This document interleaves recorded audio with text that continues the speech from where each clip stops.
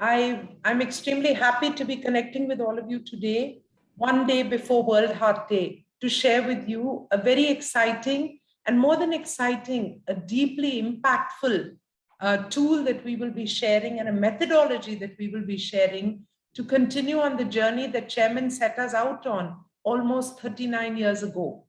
And that was to bring world-class care within the reach of people. And over the years, having established hospitals, created one of the most powerful and high outcome-based cardiovascular program, Chairman went on to say that it is important for us to avoid preventable deaths or prevent avoidable deaths. And that significant aspect is what has driven us to a series of what people popularly call the health checkup, which was evolved and pioneered by him, but today goes beyond and becomes a critical tool in your lifestyle, in early detection, and finally in prevention. We go on to say that keeping people healthy is one of the most important aspects of Apollo's mission. And in that mission, we recognize the changing world. Clinical data is really changing the landscape of non-communicable disease, particularly in cardiovascular.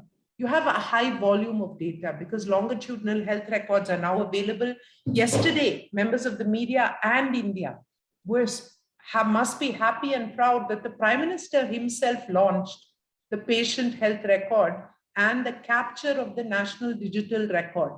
This itself shows how important this is, but Apollo has been doing this for the last 25 years. So we have a high volume of longitudinal patient data. We have a high velocity of data, which is generated now by wearables, IoT devices, bedside medical devices, which are being integrated into holistic assessment capability, early warning signals in the ICU, proactive signaling to even lay public.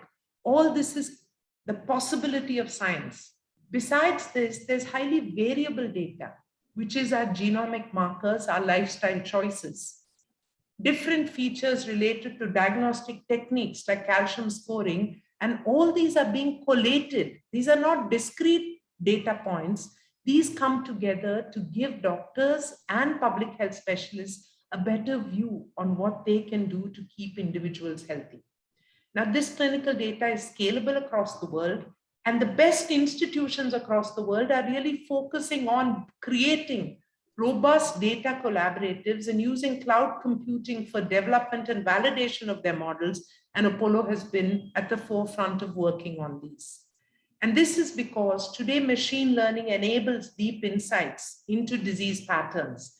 And applying these in cardiovascular disease data is really what our team of doctors, led by Dr. Shivakumar, assisted by the Microsoft Data Science Lab and Microsoft Research, put this together to enable advanced accuracy and precision in the prediction of impending heart disease.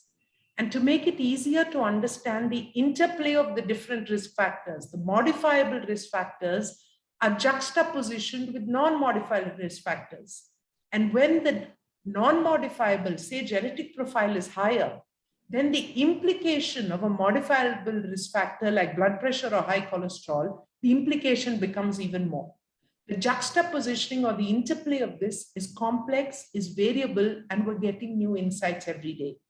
So to go beyond and to make this easily understandable, deeply applicable across the ecosystem and put into the hands of every doctor, we have now integrated clinical pathways and decision support to help doctors use a simple web-based tool for advanced cardiac risk assessment and to help stratify patients into risk. We can stratify them at various levels. However, we are using a simplistic layer for interface of medium risk, low risk, or the high risk. Now, I want to, and the Compio will take us through, this is a very exciting morning. We have our chairman who's inspired this. We have Dr. Shivakumar who's worked on this. We have Sujay who's at the back end of the science. And then we have international experts with us who have shared this journey, who share this thought process, and who have helped us validate this. These leading partnerships with physicians, with technology companies, with medical institutions, are helping create digital risk scores to serve a larger population. I will end this by just saying that the pace of the rise of NCDs is truly alarming.